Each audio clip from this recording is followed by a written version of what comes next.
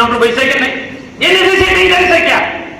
એમને બુદ્ધિ જ નથી, કઈ અક્કલ જ નહોતી કે કઈ સીટ પર ભીલ સમાજમાં ચાલે, કઈ સીટ પર નાના તળવી ચાલે, કઈ સીટ પર મોટો તળવી ચાલે, તાલુકા જિલ્લો. અને આપણે કીધું છે, મેં એમને કીધું છે આ સીટ પર આ ચાલે, આ સીટ પર આ સમાજ ચાલે, આ સીટ પર આ. કે ના ના ના, અમારું તાલુકાનું સંગઠન હવે તાલુકાના સંગઠન એકલો આવડતો નથી. તમે તેને બીજું ક્યાં કીધું છે?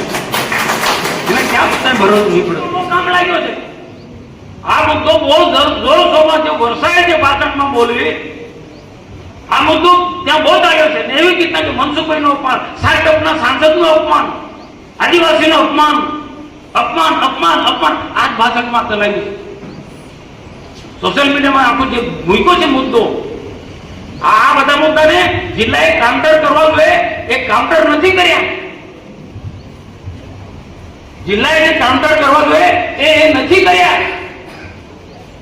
ચૂંટણી પ્રચારની જે વ્યવસ્થા તંત્ર છે રીતના જે ગોઠવવું જોઈએ એ રીતના ગોઠવાયું નથી. આડે ધડ આ મહામંત્રી ભોલાભાઈ ડેડિયાપાડામાં ઘરની બહાર નથી નીકળ્યા. દિવસે એસી ચાલુ કરે અને ખાય અને 2-4-5 લોકો સાથે બેસી ને ચૂંટણીનું કામ દેખે. આવી રીતના ચૂંટણી જીતાય ભાઈ?